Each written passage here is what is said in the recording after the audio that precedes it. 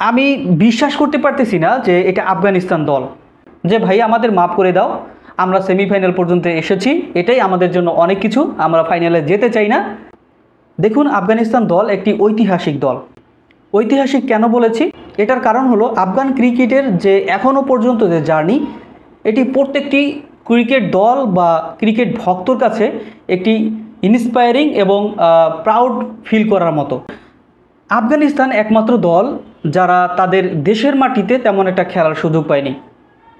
তারা বড় কোনো কোচের সাপোর্ট পায়নি কখনো। তাদের ক্রিকেট বোর্ড থেকে তারা বড় অ্যামাউন্টের কোনো স্যালারিও এখনও পায়নি, যেটা আমাদের বাংলাদেশ পেয়েছে। আমাদের বাংলাদেশের প্লেয়াররা এক একজন এই ক্যাটাগরির যে প্লেয়াররা, তারা প্রায় 5 লাখ থেকে 6 লাখ 7 লাখ এরকম মান্থলি স্যালারি তাদের, এবং সব ধরনের ফ্যাসিলিটিস অ্যাভেলেবল। এছাড়াও বাংলাদেশ ক্রিকেট মেবি, আমি যদি ভুল না হয়ে থাকি, 1977 সাল থেকে আইসিসির সদস্য হয়েছে। তা সত্ত্বেও বাংলাদেশ দল এখনও পর্যন্ত কোনো একটা ট্রফি তারা নিয়ে আসতে পারেনি।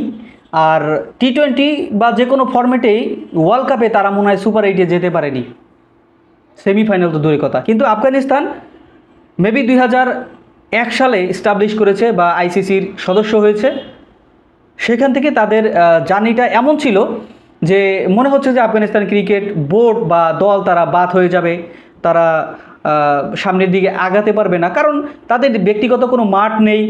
এমনও শুনেছি তাদের যে জার্সি পরে তারা খেলবে, সেই জার্সি আসলে তারা যে বানাবে সেই অ্যামাউন্ট পর্যন্ত তাদের নেই।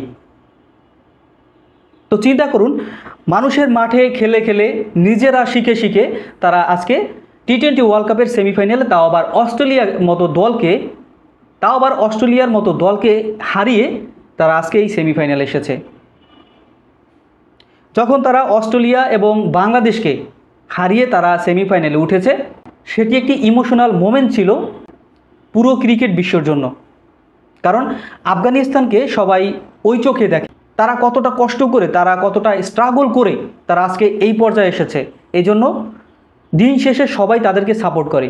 আর সেই আশা নিয়ে আজকে সকালে সাউথ আফ্রিকা এবং আফগানিস্তানের যে ফার্স্ট সেমিফাইনাল ম্যাচটা ছিল, সেটি খেলা দেখার জন্য হাজারো কোটি কোটি ভক্ত বসেছিল খেলা দেখার জন্য, যে হয়তো আফগানিস্তান ফাইনালে যাওয়ার সুযোগ তাদের রয়েছে। কারণ তারা এই বিশ্বকাপে যেই পারফরমেন্স তাদের রয়েছে, সেই হিসাবে আফগানিস্তান সেমিফাইনাল জিতে তারা যে ফাইনালে যেতে পারবে, এটা আসলে তেমন অবাক হওয়ার কিছু নাই। কারণ সবচাইতে উইকেট টিকার বোলার আফগানিস্তানের ফজল হক ফারুকি, এবং ওপেনিং জুটিতে সর্বোচ্চ রান করা রেকর্ডও কিন্তু এই আফগানিস্তানের। আপনারা দেখেছেন যে আফগানিস্তানের যে ওপেনিং জুটি, তারা কিন্তু 10 ওভার 12 ওভার পর্যন্ত খেলে ফেলে, এবং সুন্দর একটা টোটাল তারা কিন্তু দিয়ে যায় পরবর্তী ব্যাটসম্যানের জন্য। তো যাই হোক, আজকের খেলা দেখতে বসেছি, মানে আমি বিশ্বাস করতে পারতেছি না যে এটা আফগানিস্তান দল। তারা যেইভাবে খেলে এসেছে, সেই খেলার সাথে আজকের খেলার সাথে কোনো মিল নেই তাদের। মাত্র 56 রানে তারা অল আউট হয়ে গিয়েছে, একবারে সর্বনিম্ন স্কোর আজকের এই টি-20 ওয়ার্ল্ড কাপের সেমিফাইনাল আমরা দেখতে পেয়েছি।